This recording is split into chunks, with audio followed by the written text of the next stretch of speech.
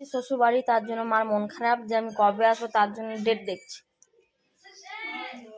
তো আজকে পৌষ পূর্ণিমা, পরশু পূর্ণিমা, কালকে সংক্রান্তি, মকর সংক্রান্তি। তো 1 2 3 4 রবিবার আসবে। ডেট ফাইনাল করে দিচ্ছে যে আমাকে রবিবার আবার আসবো।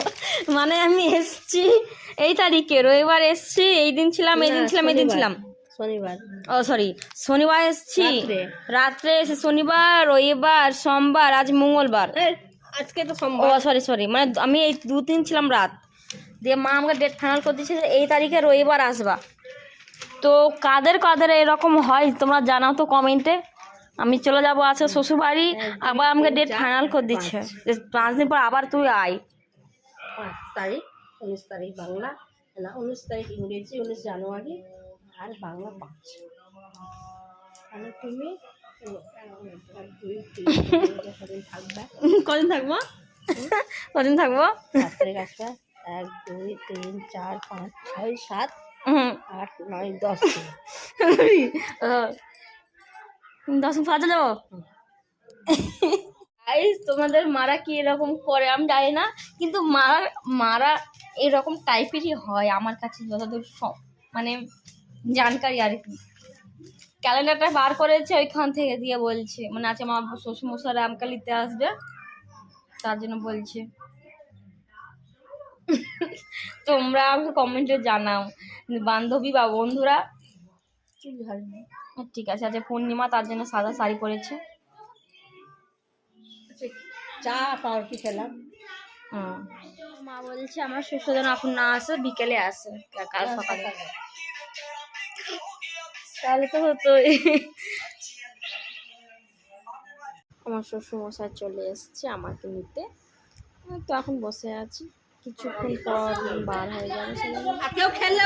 মা সবাই মিলে একটু মন খারাপ।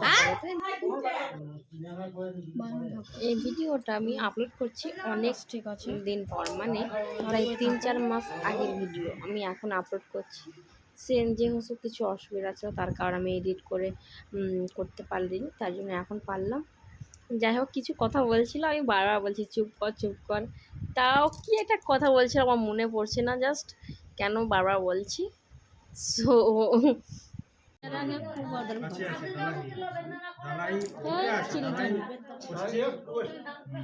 মানুষ নয় তো, যা ভাবে তা লয়। 1987 সালের ঘটনা চলছে বাবা। একই ফ্লোতে অন্য সময় তো গরম জলটা ওঠে না। এই মকর এই আজ থেকে স্টার্ট হয়, আজ পূর্ণিমা, আজ থেকে স্টার্ট হয়। তাপ ওখানে প্রচুর কার্বাইড আছে, কার্বাইড লেগে তাপমাত্রা জলটা দেখো তুমি বলতে হবে না আগাম পাকাম। আমি এখন বেরিয়ে যাচ্ছি বাড়ি থেকে, মন তো খারাপ হবেই, কি করবো বলো। মা যাচ্ছে আগে আগে আর সবাই আসছে পেছনে। আমি ব্যাগটা বাবার বাড়ি থেকে শ্বশুর বাড়ি, গাড়ি ওখানে আছে। তোর পুরো খাবার আর খেলা ঝালা লেগে সব তো ঘরে।